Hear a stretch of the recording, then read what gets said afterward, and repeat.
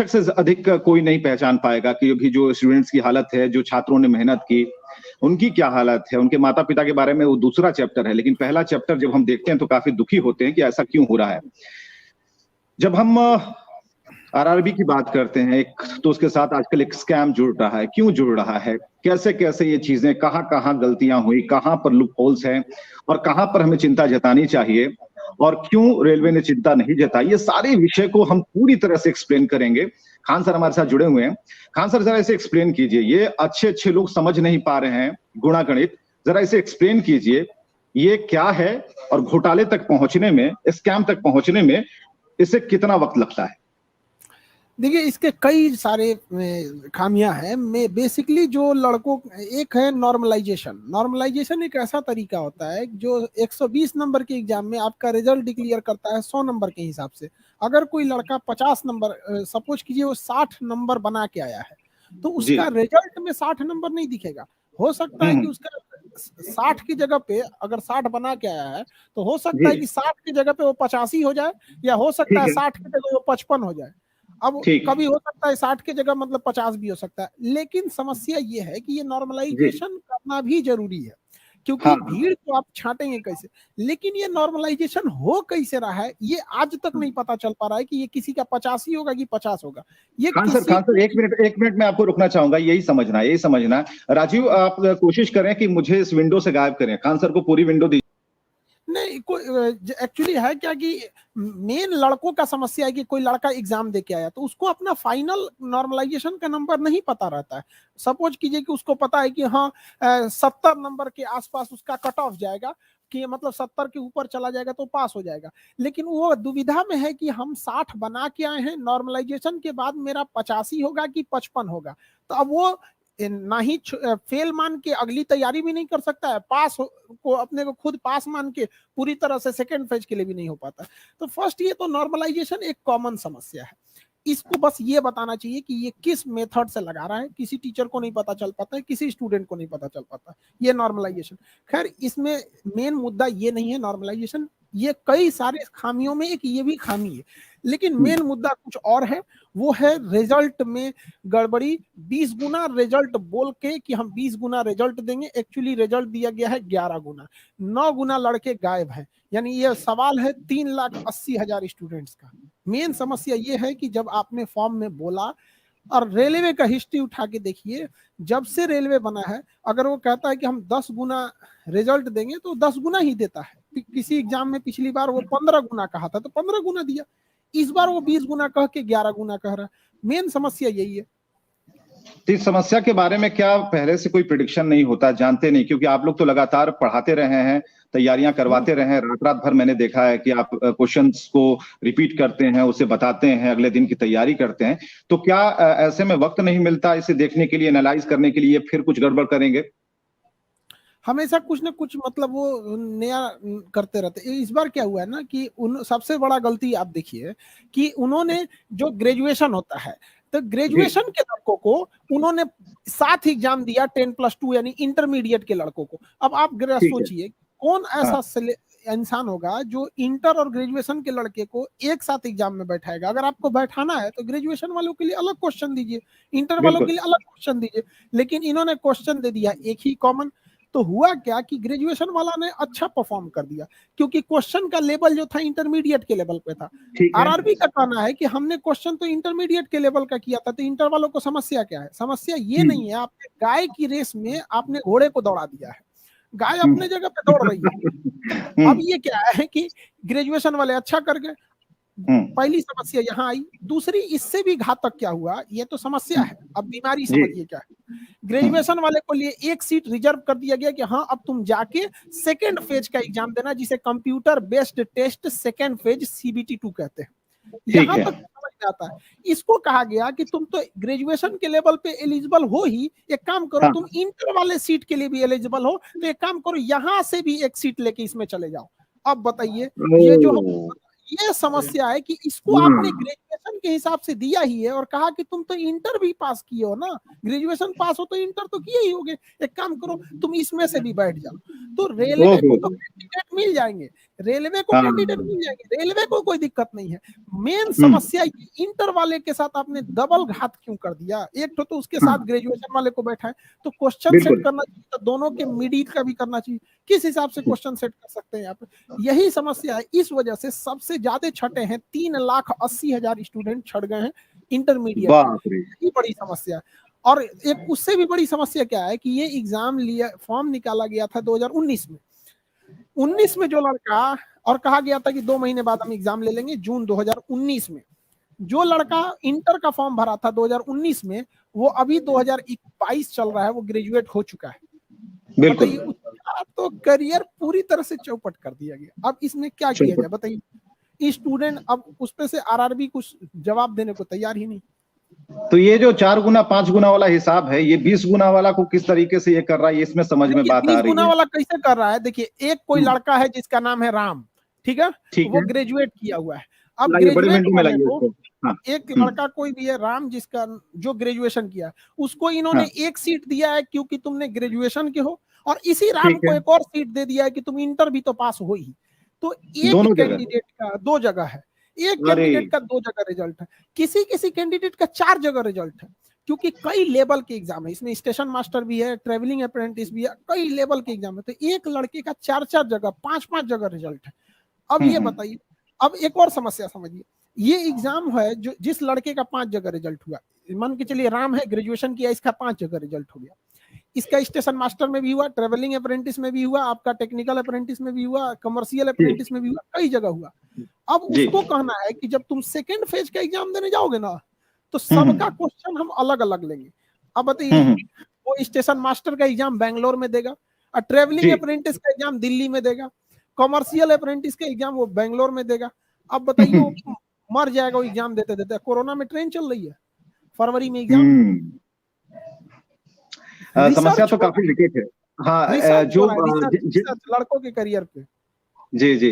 Inter वाला जो आपने सवाल किया कि सबसे बड़े अंधेरे में इंटर वालों को जबरन डाल दिया गया उस कमरे में, अब उनके साथ क्या होगा? क्योंकि आपके पास जब बैचेस चलते हैं, लड़के आते हैं या फिर जिन्होंने एग्जाम दिया, क्या उनका कहना है, क्या ओपिनियन है? गुस्से में तो जरूर होंगे, निराश भी होंगे। उन्हें बूस्टअप करना ऐसे समय में काफी मुश्किल होगा, जिस तरीके से जो डायग्राम बनाकर आपने समझाया। कैसे उन्हें हम मजबूत कर पाएंगे, उनको फिर से तैयार कर पाएंगे, या फिर ये कह पाएंगे कि अभी कुछ दिन रुक जाओ?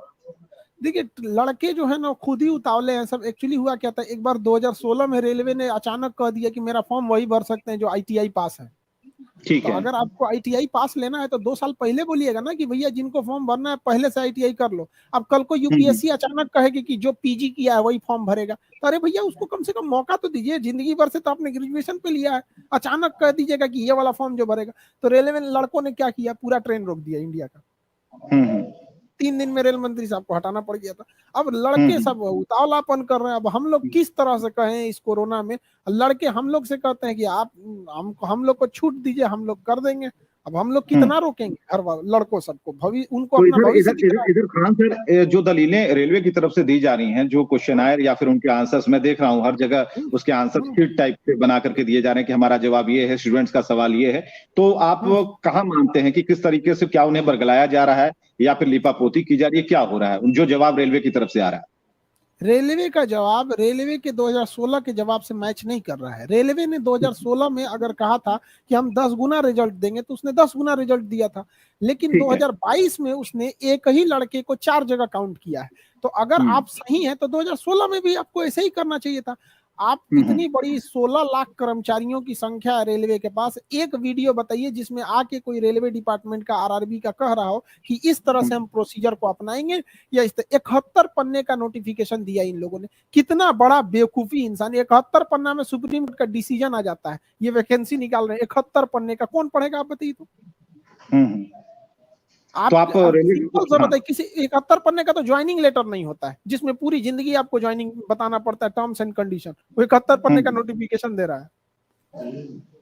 इस नोटिफिकेशन के बाद या फिर जो दलीलें उनकी तरफ से दी जा रही हैं, उस पर छात्रों की तरफ से क्या जवाब है, या फिर आप जैसे जो शिक्षक हैं, बढ़िया शिक्षक हैं, उनकी तरफ से क्या जवाब तैयार हो रहा है? क्योंकि ये तो करना ही होगा, ये तो पूछना ही होगा, क्योंकि बच्चों के भविष्य का सवाल है।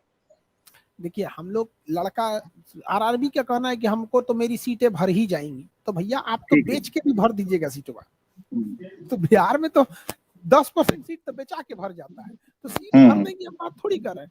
पहले लड़का एग्जाम दिया था फर्स्ट फेज का CBT 1, इस CBT 1 में 7.5 लाख लड़कों का रिजल्ट आना चाहिए था, इन्होंने दिया है 3.5 लाख लड़कों का, लगभग 3,80,000 का ये रिजल्ट गड़बड़ कर दिए हैं।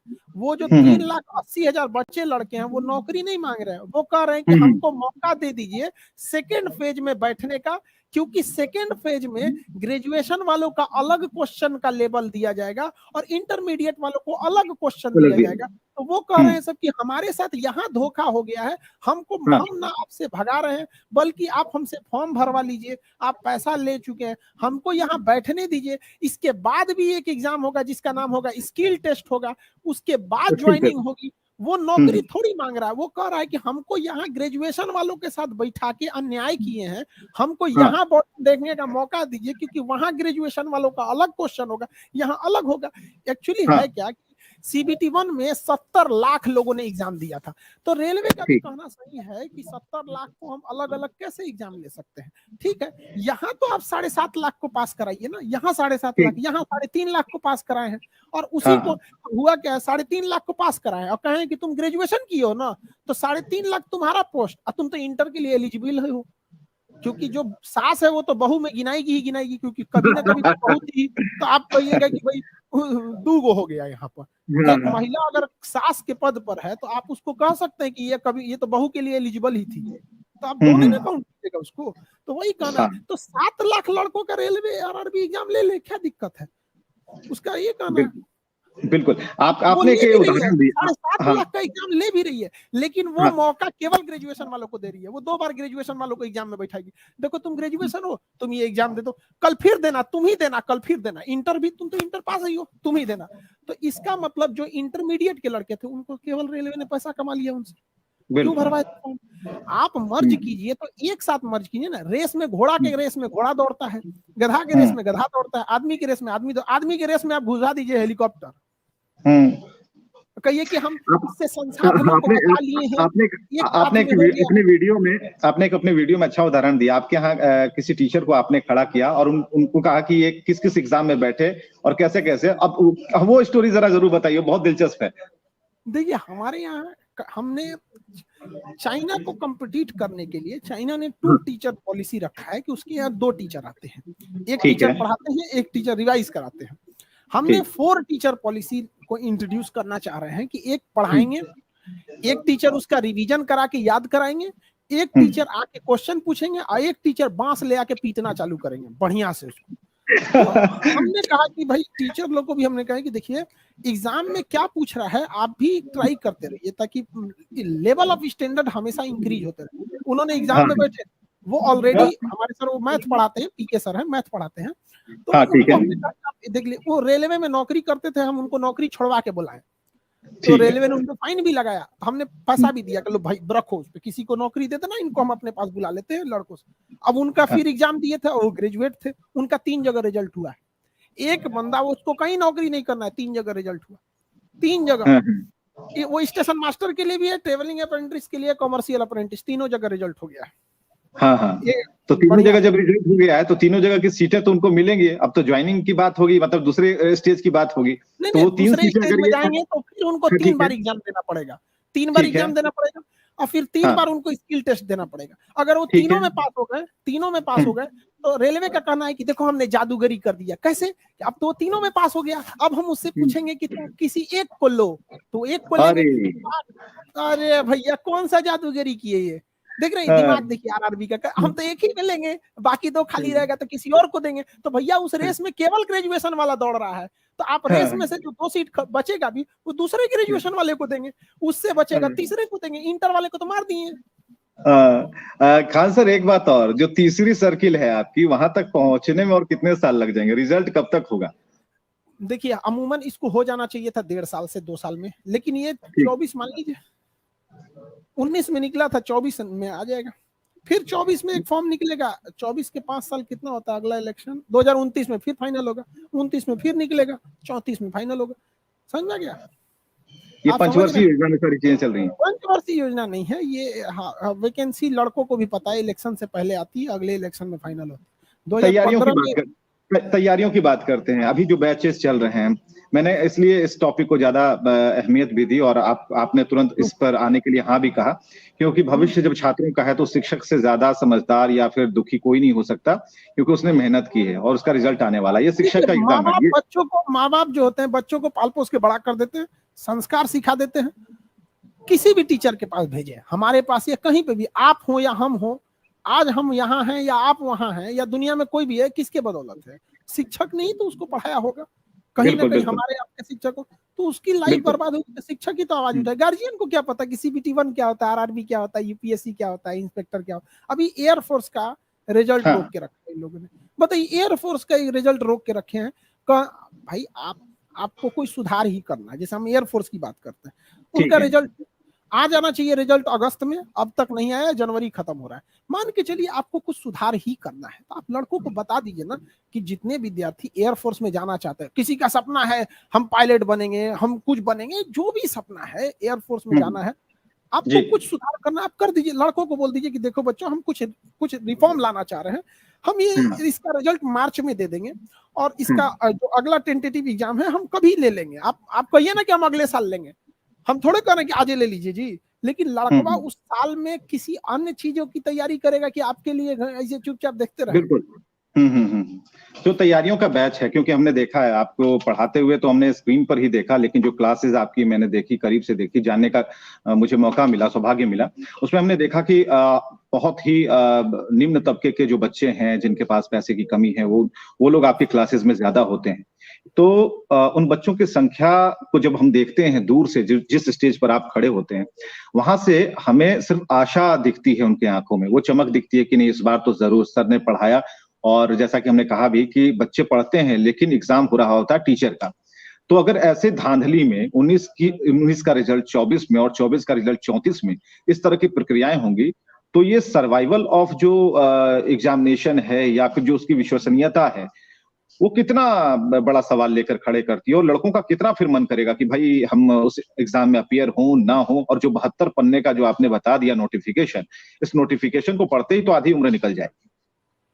देखिए, RRB के 99% कर्मचारियों को भी वो नोटिफिकेशन नहीं पता है, और अगर हम लोग ये डिजिटल प्रोटेस्ट नहीं करते तो शायद वो लोग नोटिफिकेशन खुद भी कभी ना पढ़ रहे होते। वो तो उनके ऊपर ही ब्रजपात हो गया है जो उनको पढ़ना पड़ रहा है 71 पन्ने का, और खुद गाली दे रहे हैं सब कि किसने बनाया रे 71 पन्ने का नोटिफिकेशन। खुद गरिया रहा है उसको, जबकि पता ये 71 पन्ने का नोटिफिकेशन होता है। उसके बाद देखिए, हमारे पास आज भी याद है, एक लड़का हमारे पास पढ़ने आया था, वो बैच दरोगा का बैच का था। उसके पिताजी ने पैसा भैंस बेच के दिया था, उसके यहाँ दूध दुहा जाता था, उसने अब उसके पिताजी भैंस बेच के दिया था। और हमसे आके वो क्या कहा, सर जी अगर हम नहीं बने तो फिर हम यहीं पटना में मजदूरी करेंगे, क्योंकि हमारे पास कुछ नहीं है। वो वैकेंसी क्लियर हो गई, अभी वो डबल स्टार लगा के दरोगा में ड्यूटी कर रहा है। राहुल नाम था उसका। अच्छा बताइए, अगर उसकी वैकेंसी 2 साल लेट कर देते तो क्या करता? बर्बाद हो जाता। बिल्कुल बिल्कुल। देर से मिला न्याय जो होता है वो अन्याय के बराबर हो जाता है। तो बिहार में ऐसी तो कई, बिहार में जो स्थिति है, या फिर जो एग्जामिनेशनों का जितनी भी तरह की परीक्षाएं हो रही हैं, प्रतियोगी परीक्षाएं, उनका जो स्तर है, उनमें जो लेट लतीफी है, तो आज तो हम झेल रहे हैं, हमारे बच्चे झेल रहे हैं, या फिर आप एज ए टीचर आप उसे देख पा रहे हैं, तो हमें समझ में आता है कैसे इस जकड़न से मुक्ति मिलेगी। ठीक है, आज हम डिजिटली इसे एक्सप्रेस कर रहे हैं, लोगों तक बता रहे हैं कि देखिए क्या है, आप ब्लैक बोर्ड पर समझा रहे हैं, डिजिटल बोर्ड पर समझा रहे हैं, और कह रहे हैं कि देखिए समझिए। कितने लोग जो हम इसलिए हमने कोशिश की कि आप पूरी तरीके से इसे समझाएं, ताकि जो आम आदमी है उन तक ये बात पहुंचे, वो भी जान पाए। उसका भी बच्चा तैयार हो रहा है, उसने भी मैट्रिक बोर्ड का एग्जाम दिया है, वो +2 में है, आगे उसे भी सरकारी नौकरी लेनी है, तो क्या कितना भरोसा रखे खान सर? देखिए, इसमें एक बहुत बड़ा बदलाव की जरूरत है। सबसे बड़ा चीज है कि जो सिस्टम बन चुका है ना, बूढ़ा हो गया है। जो प्रशासनिक सिस्टम है जिसको कंट्रोल कर रहा है, पूरी बूढ़ा हो चुका है। जो 1960 के जिस मॉडल पे चल रहा था, आज भी उसी मॉडल पे चल रहा है। यहाँ पर गलतियां जब भी कोई फॉर्म निकलता है तो 10 दिन के अंदर उसको आप 10 दिन में एक लिंक दे दीजिए कि भाई किसी भी लड़के के पास, सारे लड़कों के पास अपना लैपटॉप मोबाइल नहीं होता है, कई लड़कों का नाम गलत हो जाता है। साइबर कैफे वाले क्या करते हैं, फॉर्म भरता है तो ट्रैफिक ज्यादा हो जाता है तो फोटो डिटेल ले लेते हैं, रात में भरते हैं, तो कभी इसका फोटो उस पर लगा देते हैं। अब क्या होता है कि रेल कहना है बोर्ड का, दूसरे से क्या भरवाता है रे तुम, अरे भैया वो अंबानी का लड़का है, क्यों यहाँ 5G नेटवर्क पहुंचल है, लैपटॉप रख ले वो, हाँ वो सब नहीं ना उस लेवल का, बेचारा कहाँ से भरवा। ये क्या बताता है कि जो बोर्ड में बैठे लोग हैं वो जमीन पे नहीं उतरते हैं। भगवान को भी साल में एक बार उनकी मूर्ति को गर्भगृह से निकाल के टहलाया जाता है, ताकि जनता के नया नया जो बीमारी निकला है, नया का अपडेटेड जो समस्याएं हैं उनको भगवान भी अवगत हो जाए। नहीं तो उनको किस चीज की कमी है, उनको गर्भगृह में छोड़ दीजिए यहाँ। तो ऐसे इन लोगों को भी गर्भगृह से निकालने लायक है, थोड़ा जनता की समस्याओं को समझे। तो एक मॉडिफिकेशन लिंक दे देते कि हाँ भैया अब जिनका जिनका गलती है, दो चार आगे पीछे। कई ऐसे लड़के हैं, किसी के नाम में बोर्ड ने जबरदस्ती कुमार जोड़ दिया, आधार कार्ड में है नहीं, उसकी नौकरी होने के बाद नहीं हुआ। हमारे पास एक लड़का आया था, उसका सब दिल्ली पुलिस में सब इंस्पेक्टर में हुआ था, वो वहां पास हो गया, और छपरा यूनिवर्सिटी में उसका नाम था, ग्रेजुएशन किया था, 4.5 साल में उसका डिग्री नहीं आया, उसकी नौकरी हो गई। यूनिवर्सिटी के VC साहब वजह से, वो 2 भाई थे, एक साथ सिलेक्शन हुआ था, उनका मार्कशीट नहीं था। जो सिलेक्शन करने वाला था वो रो रहा था कि बच्चों हमने अपने साथ तुमको देख रहे हैं, तुम्हारा भविष्य बर्बाद हो रहा है। लेकिन क्या कहिएगा यहाँ पे, तो ये सबको एक बार ना जानते हैं, ये कलम है ना, ये कलम एक भारत में एक क्रांति हुई थी 1857 की क्रांति। अभी ना एक और होगा क्रांति भयानक, वो बंदूक से हुआ था, ये वाला कलम से होगा, और उससे भयानक ये होगा। ये जो युवा है ना, ये बांध की तरह है, पानी के बांध की तरह, अभी शांत दिख रहा है, जिस दिन तोड़ेगा ना वो बहुत दिक्कत हो जाएगा। सबको समझाते हैं भाई मत खेलो। खान सर ने 3-4-5 वीडियो इस तरीके से बनाए हैं, सब लोगों को समझाया। हम ये नहीं कह रहे हैं कि किसी खान सर मंगल पांडे बनने की कोशिश कर रहे हैं, लेकिन इतना जरूर है कि खान सर चाहते हैं कि मैसेज जाए, लोग अपने बच्चों के बारे में, उनके भविष्य के बारे में सोचें। जो लड़कों के लिए लड़ रहे हैं या जॉब दिला रहे हैं, या हमने जितने भी लड़कों को, चाहे वो रेलवे में स्टेशन मास्टर बन के बैठा हो, दरोगा बन के बैठा हो, फाइनेंशियल डिपार्टमेंट में, कितने डिपार्टमेंट में हम लोगों ने भेजा, क्या हम उन बच्चों से सैलरी लेते हैं? क्या उन बच्चों से अभी क्या मिलता है हम लोग को? कोई खुश होता है तो 1 किलो मिठाई लेके चला आता है, क्या हम लोग खाते हैं? हम दूसरे के लिए ना लड़ रहे हैं भाई, हमारा क्या आ जाएगा? हम तो सो जाएंगे अभी ठंडा के दिन में, क्या दिक्कत है? लेकिन हम किसके लिए लड़ रहे हैं? वो बचवा के लिए, क्योंकि हमको पता है ये बचवा आगे जाके देश बदलेगा। बिल्कुल, जो भविष्य देश बदल सकते हैं और भारत की तकदीर बदल सकते हैं, उसके लिए कुछ शिक्षक हैं, कुछ जागरूक शिक्षक हैं जो लगे हुए हैं। जब ये आवाज उठती है खान सर, तो सिर्फ अकेले आप डिजिटली इसे सामने ला रहे हैं, या फिर आपके साथ कुछ और भी शिक्षक हैं जो चाहते हैं कि इसे और भी एक्सप्लोर करें अपने अपने मंच से? नहीं, बहुत सारे टीचर लोग हैं। एक्चुअली क्या है कि थोड़ा सा हम लीड कर लेते हैं तो लड़कों को नया उत्साह मिल जाता है। बहुत सारे लोग होंगे जो बड़े फेमस हो जाते हैं तो छोटे लोगों को भूल जाते हैं। हम आज भी वही हैं जहां पहले थे, हम कभी भी अपने विद्यार्थियों को नहीं भूलते हैं। इसलिए विद्यार्थियों को एक उम्मीद लगा रहता है कि नहीं, खान सर को आज पूरे, मतलब एक्चुअली क्या है कि हम बात जो बोलेंगे वो ज्यादातर पूरे पैन इंडिया तक में जाती है, तो लड़कों को एक हिम्मत मिलता है। और बाकी नीचे के लोग हैं जो मतलब जो उतने मतलब डिजिटली आगे नहीं है, उन लोग को भी हिम्मत मिलता है कि नहीं चलो ना, हम हैं यहाँ पे। अब जब युद्ध होता है तो ऐसा नहीं है कि केवल सेनापति लड़ रहा होता है, एक एक सिपाही लड़ रहा होता है, एक एक विद्यार्थी, एक एक टीचर, सब साथ है। किसी हो सकता है कि किसी को हम जानते हो तो किसी को आप जानते हो, लेकिन योगदान सबका है, किसी एक टीचर का नहीं। तो आरआरबी वालों ने फोन किया क्या आपको, आपसे संपर्क साधा कि क्या कर रहे हैं? पहले ही बात कर लिए थे, आंदोलन से पहले ही हम बात कर लिए थे। आरआरबी बिहार में 2 आरआरबी है, आरआरबी मुजफ्फरपुर और आरआरबी पटना, दोनों लोग से बात हो गई थी हमारी, और उससे भी कई सीनियर लोगों से बात हो गई। बट सीनियर लोगों ने कहा कि सर आप मेरा नाम और मेरी पोस्ट को ना बताएंगे। हमने कहा ठीक है भैया, नहीं। हमने उनको सारी चीजों को अवगत कराया कि देखिए भैया, आप बहुत सारे चीजों से आप संपन्न हैं, बस आप नौकरी मत दीजिए। जो आपने 3.5 लाख लड़कों को एग्जाम देने से रोक रखा है, बस उनको मौका दे दीजिए। आप वहां क्वेश्चन टफ कर दीजिएगा, इतना ना टफ कर दीजिएगा कि आप वही से न बने, फिर भी हमारा विद्यार्थी बना के आ जाएगा, फिर भी बना के आ जाएगा। क्योंकि हमको विश्वास है ना, अपने पढ़ाने पे विश्वास है, बच्चों के मेहनत पे विश्वास कि कितना भी क्वेश्चन टफ कीजिए वो बना के आएगा। ये है कि जहाँ ज्यादा रिजल्ट होना चाहिए वहां कम होगा, लेकिन बना के तो आएगा। तो हमारा बस यही कहना है कि थोड़ा सोचो यार। आरआरबी क्या जवाब दिया उन्होंने? ठीक है, नाम तो नहीं बताएंगे, लेकिन क्या बताया? क्या कहना है कि खान सर आपकी बातें एकदम सही है, लेकिन हम इसको अगली बार से कर देंगे। किस गधे ने इसको बनाया हमको भी नहीं पता चला, मतलब उनका भी मानना है कि गलत है, बात समझ रहे ना।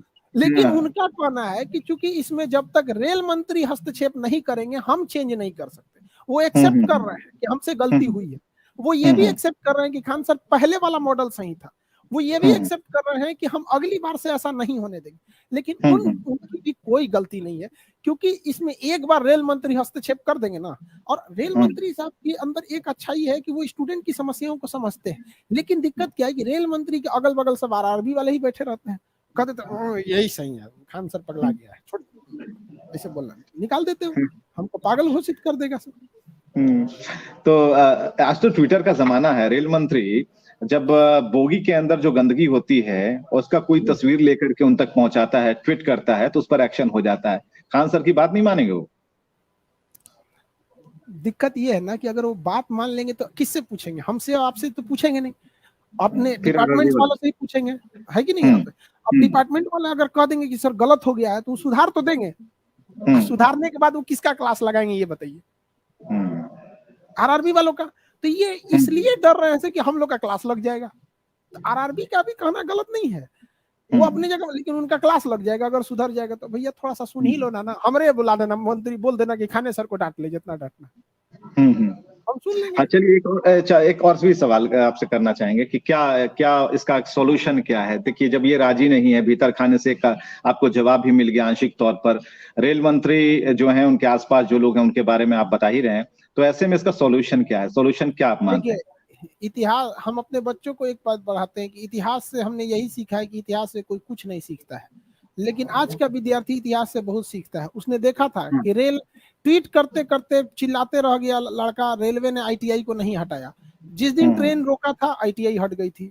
तो लड़का सब फुल प्लान में है सब रोकने के लिए। हम लोग बच्चों को कह रहे हैं कि बाबू मत करो मत करो मत करो, वो जाके रोक दे रहा है। मुंबई में ट्रेन रोक दिया, यहाँ रोक दिया, आरा में रोक दिया, हम लोग मना कर रहे हैं, अब रोक देगा। तो आगे चल के तो ऐसा भी हो सकता है कि सब लोग बताएंगे कि नहीं, खान सर ही लोगों को उकसा रहे हैं। हम कहाँ मना कर रहे हैं, आप कह रहे हैं कि हम उकसा रहे हैं, हम मना कर रहे हैं मत करो। चलिए, खान सर ने मना किया है कि उपद्रव से और हिंसा से कोई रास्ता नहीं निकलता, कोई रास्ता नहीं मिलता, हम लोग खुद ही डिजिटल स्ट्राइक कर रहे हैं। लेकिन आप बताइए, और वो कलम वाली बात आपकी अच्छी है कि अगला जो ये आंदोलन है ना वो कलम से, क्योंकि ये बहुत बड़ी ताकत है। से होगा। अभी देखिए ना, अभी एक दो दिन बाद फिर ट्विटर पे जाएगा, फिर ट्विटर पे ट्रेंड होगा। अब की बार होगा, हम लोग रेल मंत्री साहब को डायरेक्ट अप्रोच करने की कोशिश करेंगे, रेल मिनिस्टर हेल्प अस, इस टाइप का कुछ हैशटैग लगा के करेंगे। और थोड़ा सा मीडिया के भी है कि जैसे आप जैसे हैं, शिक्षा को क्षेत्र को आप समझते हैं, सारे मीडिया वाले, अभी तो कोई यूपी चुनाव में बिजी है, कोई पंजाब चुनाव में बिजी है। अरे क्या करेगा चुनाव के? बच्चों से ये देश बना है, we the people of India. हमारा संविधान शुरू होता है तो हम भारत के लोग, मतलब भारत किससे बना है? हम लोगों से बना है। यही लोग नहीं रहेगा लोग तो फिर भारत में रहेगा कौन? चलिए, ये आपका, जब मैंने इस प्रोग्राम को शुरू किया था तो आपके पीछे यहाँ पर आरआरबी स्कैम ये सारी चीजें लिखी हुई थी, वो चीजें साफ हो गई। और उसके बाद हमने ठीक आपने समझाना शुरू किया कि कब 19 से शुरू हुआ, 24 तक आएगा, बीच में क्या क्या दिक्कत हुई, कौन कौन से एग्जाम लिए जाएंगे, किन्हें मौका मिला, किन्हें नहीं मौका मिला, किनकी जिंदगियां बर्बाद हो गई। और उन माता पिता को भी आपकी तरफ से एक संदेश जरूर गया, लेकिन हम चाहेंगे कि उन्हें अपील जरूर करें, क्योंकि जो बच्चे के माता पिता हैं वो ज्यादा घबराए हुए हैं और उन्हें ऐसा लगता है कि इस पर कोई अगर सॉल्यूशन आ जाता है तो मेरा बच्चा तो किसी से कम है नहीं, खान सर के पास पढ़ता है या फिर अन्य किसी बढ़िया टीचर से पढ़ता है। सारे टीचर अच्छा पढ़ाते हैं, कोई टीचर ऐसा नहीं है कि जो खराब पढ़ाता, सारे टीचर है, अपना अपना पढ़ने का वो होता है। और हम आपको भी एक बात बोलते हैं, आप इस चीज को आप सेव करके रखिएगा अपने पास।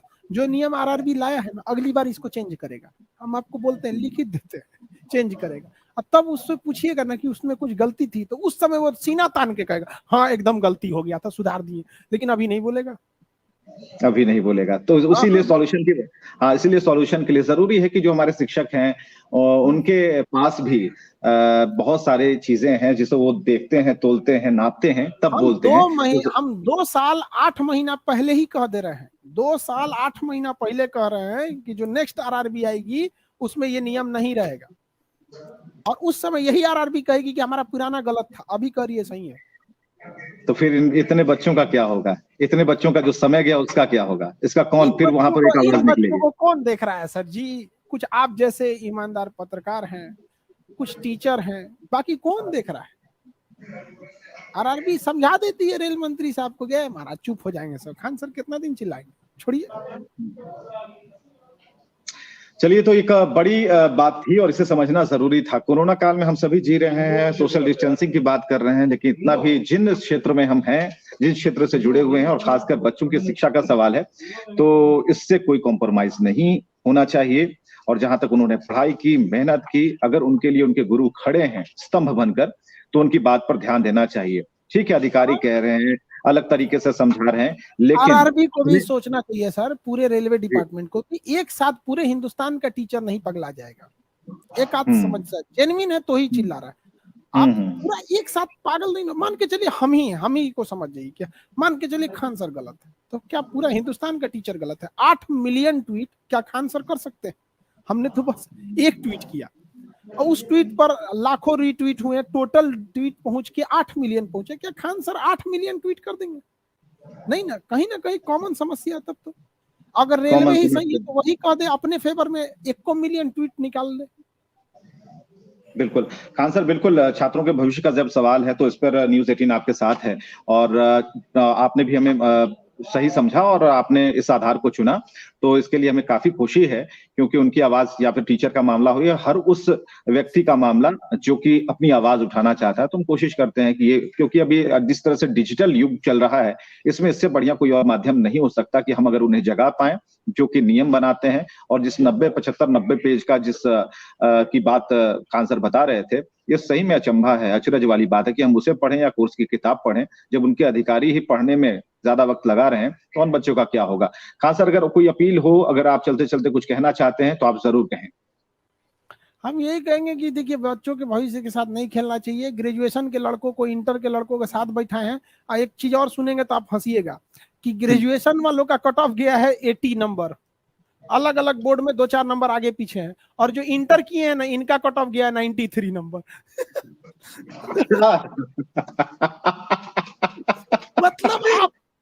मतलब आप हमको लगता है कि आरआरबी से आपको कोई मतलब नाता नहीं। मतलब एक बात जनी नहीं कि आप मीडिया से जुड़े हैं, आपको बहुत कम ही ये सब चीजों का सुनना। आपको कैसा लगता है कि एक एग्जाम में बैठा है, ग्रेजुएशन वाला 80 आया पास हो गया, इंटर वाला 93 ला, एक तो बेचारा सोचिए इसका मेहनत, सोचिए कितना मेहनत किया होगा, ग्रेजुएशन वालों को पछाड़ दिया है ये। अरे ये जारी रहेगा। तो ये सब देखने के बाद आप संदेश दीजिए तो क्या कहिएगा? संदेश विद्यार्थियों को नहीं, आरआरबी को देखना चाहिए कि जो देखेगा वो क्या सोचेगा। अब क्योंकि हम कई आरआरबी के चीफ को, कई जितने हैं आरआरबी वगैरह, सबको हम पर्सनली भी जानते हैं, तो हम कुछ हार्ड वर्ड यूज करेंगे तो फिर हम मुलाकात होगा तो फिर वो लोग कहेंगे खान सर आप ऐसे बोल दिए, मतलब। लेकिन नहीं बिल्कुल खान सर, आप एक अच्छे उद्देश्य के लिए, और मुझे लगता है कि अगर उनके सामने ही सफेद पन्नों पर अगर 80 और 93 लिखा जाए और इसका मतलब समझाया जाए, तो जिस तरह से हम लोग की हंसी छूट गई, ये छूटेगी कि भाई क्या हो रहा है, क्या कर रहे हैं। ग्रेजुएशन किया है ये लड़का, ग्रेजुएशन किया है 80 नंबर पे पास है, और ये लड़का इंटर किया है और 93 नंबर पे फेल है। विचित्र किंतु सत्य। हम सोचते हैं कि अगर दुनिया वाले देखेंगे तो हमारे ऊपर नया डिजाइन से कोसेगा सब हम लोग को। क्या बहुत बहुत बहुत शुक्रिया खान सर, इस चीज को समझाने के लिए। समझना जरूरी था, समझाना जरूरी था, आपने इतना वक्त भी हाथ जोड़ के कहते हैं कि देखिए, हम लोग आपसे कोई हमारा व्यक्तिगत बैर नहीं है, बच्चों के भविष्य के लिए कर रहे हैं। हो सकता है कि इसमें आपके भी रिश्तेदार हो, आपके भी बच्चे, वो बच्चे पढ़ लिख लेंगे, अपने परिवार में खुश रहेंगे, देश का भला होगा। हम लोग को कुछ नहीं देने वाले हैं बच्चे, हम लोग क्या देंगे? खुश हो जाएंगे। माँ बाप और शिक्षक अपने बच्चों से हारना चाहता है, हम लोग थोड़ी ना उनसे कुछ चाहते हैं। बहुत पते की बात, हारना चाहता है शिक्षक, लेकिन अगर चाहता है, आप देखिएगा लकड़ी को कितना भी पानी में फेंक दीजिए, गहरे से गहरे पानी में लकड़ी को फेंक दीजिएगा, लकड़ी नहीं डूबेगा, क्योंकि जब लकड़ी पेड़ था तो पानी नहीं उसे सींच के बड़ा किया था। तो जो सींच के बड़ा करता है वो कभी डुबाता नहीं है। तो हम लोग बच्चों को सींच के बड़ा करते हैं, हम उनके भविष्य को कभी नहीं डुबाना चाहेंगे, तो हम लोग की मजबूरी है। चलिए, जो लोग एक शिक्षक को इस बात पर आमादा कर रहे हैं कि वो बार बार अगर हाथ जोड़ रहा है स्क्रीन पर और ये कह रहा है कि बच्चों के भविष्य से खिलवाड़ मत कीजिए, तो कम से कम मत कीजिए। क्योंकि अब जब आप कहते हैं कि भारत गुरु की भूमिका में है, पूरे विश्व को संदेश देता है, तो भारत के अंदर ही रहने वाले जो कुछ गुरु हैं, देखिए विश्व गुरु, भारत विश्व गुरु, विश्व गुरु तो ये देखिए, विश्व गुरु का जो इक्वेशन है, तो दुनिया ना हंसे हमारे ऊपर। कुछ ऐसा कर कमाल कि तेरा हो जाऊं, जो कहा जाता है, जो संगीत के बोल है, कुछ ऐसा कीजिए। और आरआरबी को सोचना पड़ेगा। खान सर ने करबद्ध प्रार्थना की है, हाथ जोड़कर प्रार्थना की है कि आपको इनके भविष्य के साथ खिलवाड़ नहीं करना चाहिए। कुछ ऐसा करिए कि आपके हो जाएं और जिंदगी भर कहें कि भाई कमाल कर दिया इन लोगों ने। और रेल मंत्री जी तक ये संदेश जरूर पहुंचेगा, क्योंकि ट्वीट के माध्यम से इसे हम हर मंच पर देने की कोशिश करें। खान सर बहुत बहुत शुक्रिया।